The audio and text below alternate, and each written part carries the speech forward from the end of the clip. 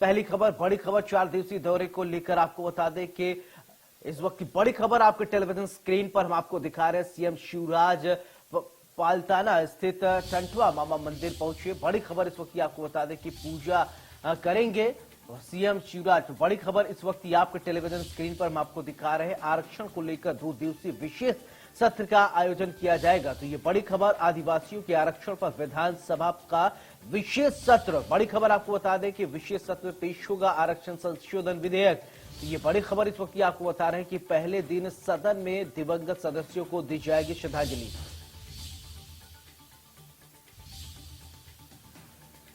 तो छत्तीसगढ़ से बड़ी खबर आपको बता दें कि विधानसभा का विशेष सत्र, आपको बता दें कि आरक्षण को लेकर 2 दिवसीय विशेष सत्र का आयोजन किया जा रहा है और आदिवासियों के आरक्षण पर विधानसभा का विशेष सत्र। बड़ी खबर इस वक्त आपके टेलीविजन स्क्रीन पर विशेष सत्र में पेश होगा आरक्षण संशोधन विधेयक। तो पहले दिन सदन में दिवंगत सदस्यों को दी जाएगी श्रद्धांजलि। बड़ी खबर इस वक्त आपके टेलीविजन स्क्रीन पर दिखाई दे रही है। तो बता दें कि छत्तीसगढ़ विधानसभा का विशेष सत्र, आरक्षण को लेकर 2 दिवसीय विशेष सत्र।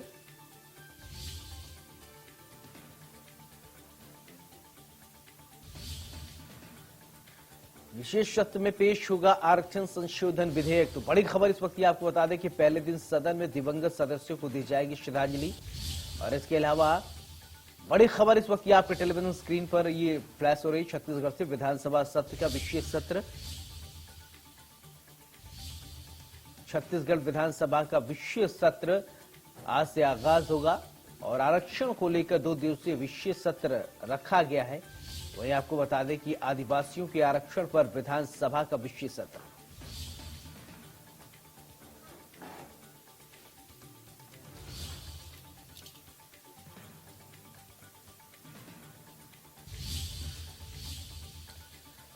तो बड़ी खबर इस वक्त आपके टेलीविजन स्क्रीन पर बता दें कि छत्तीसगढ़ विधानसभा का विशेष सत्र आज है, आगाज हो जाएगा आरक्षण को लेकर 2 दिवसीय विशेष सत्र और आदिवासियों के आरक्षण पर विधानसभा का विशेष सत्र आज से आगाज होगा। विशेष सत्र में पेश होगा आरक्षण संशोधन विधेयक। तो पहले दिन सदन में दिवंगत सदस्यों को दी जाएगी श्रद्धांजलि और बड़ी खबर इस वक्त की आपको बता दें कि विशेष सत्र का आगाज होगा और ये बेहद ही खास सत्र है और इसमें तमाम विधेयकों पर भी चर्चा होगा। और बात किया जाए आरक्षण को लेकर विशेष तौर पर ये बात होगी। दरअसल आरक्षण मुद्दा छत्तीसगढ़ में बढ़ता ही जा रहा है। अब सरकार ये चाहती है, सरकार का ये कहना है कि अंतिम पायदान तक विकास का जो योजना है विकास पहुंचे, हर वर्ग चौमुखी विकास हो। और ऐसे में सवाल ये उठता है कि क्या आरक्षण मात्र देने से विकास होगा? क्या शिक्षा, रोजगार और जो भी मांगे हैं, मूलभूत सुविधाओं की जो मांग होती है, क्या सिर्फ आरक्षण से पूर्ति हो जाएगी? बहरहाल ये तो वक्त बताएगा, लेकिन अभी आज इस सत्र में आगाज होगा और इन्हीं सब पहलुओं पर विपक्ष सरकार को घेरने की कोशिश कर सकता है कि आखिरकार क्या जो सत्र, विशेष सत्र आरक्षण के लिए रखा गया है, क्या आरक्षण को लेकर 2 दिवसीय जो विशेष सत्र है उसको पारित होने के बाद या जो आरक्षण की बात चली आ रही है उसे मिलने के बाद समाधान हो पाएगा? क्या आदिवासियों के लिए जिस तरीके से ये कोशिश की जा रही है कि आदिवासी समाज लगातार आगे बढ़े, विकास करे तमाम पहलुओं पर,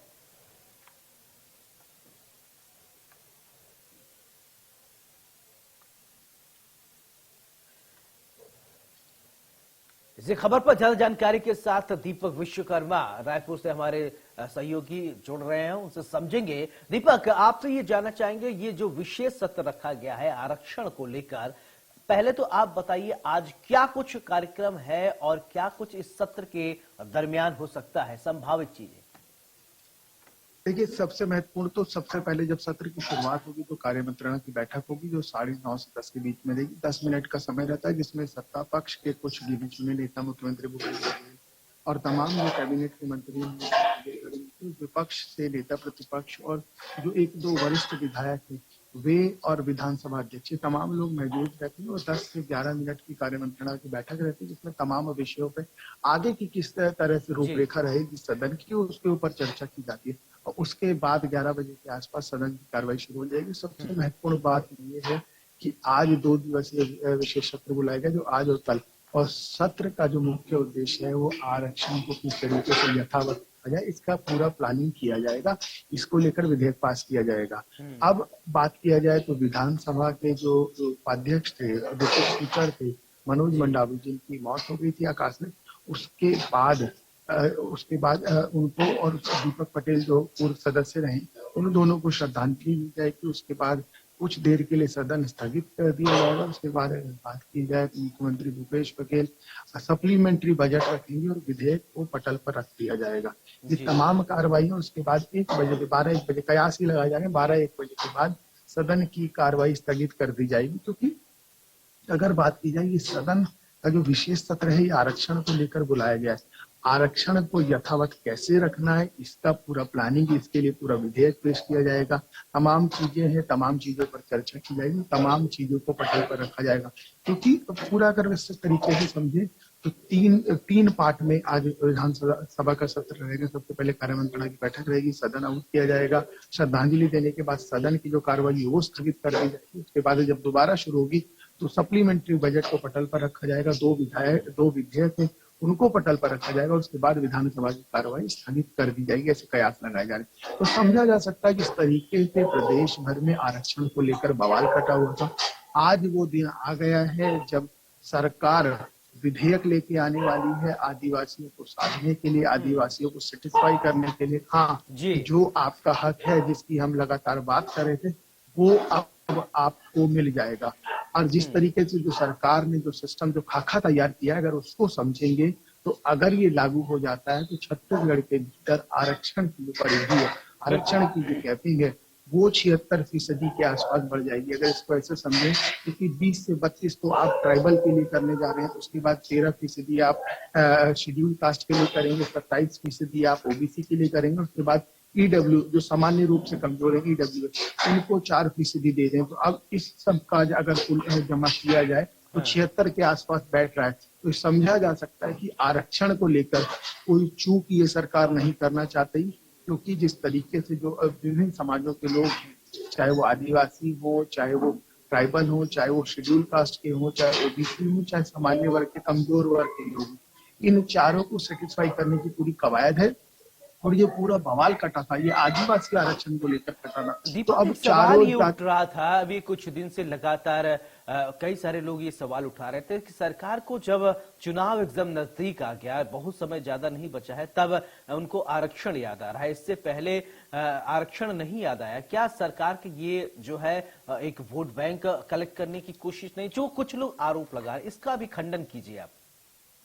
देखिए, आरोप लगाना मौजूदा स्थिति में तो क्योंकि हाई कोर्ट का आदेश है, हाई कोर्ट के आदेश के बाद बवाल कटा। सरकार को लेना देना नहीं था, सरकार तो जो चीजें चल रही थी उसको चला रही थी। कुछ लोगों ने, शेड्यूल कास्ट के कुछ लोगों ने मिलकर इसको लेकर आपत्ति दर्ज कराई थी कि 58% आरक्षण, क्योंकि जो एससी समाज के लोग हैं, शेड्यूल कास्ट समाज के लोग हैं, उनका आरक्षण कम हुआ था, जिसको लेकर ये पिटीशन लगाई गई थी। उस पिटीशन के बाद ये निर्णय लिया गया कि 50% से अगर अब जाता है तो संविधान के विपरीत है, संविधान का पालन नहीं किया जा रहा है। अगर आप 58% आरक्षण दे रहे हैं, उसको लेकर ये पूरी कवायद की गई थी। उस कवायद के बाद ये पूरी परंपरा चली, जो पूरा नियम चला है, इसको लेकर विरोध हुआ है। उसी के बाद सरकार लगातार ये वायदा कर रही थी कि हम विशेष सत्र लाएंगे, हम इसको करके रहेंगे, जिसका जो हक है मिलेगा। तो सरकार से पहले ही, क्योंकि 2012 में इसको डॉक्टर रमन सिंह की सरकार ने लागू किया था, और जब लागू किया था तो कैबिनेट की एक कमेटी बना दी गई थी मुख्य सचिव की अध्यक्षता में।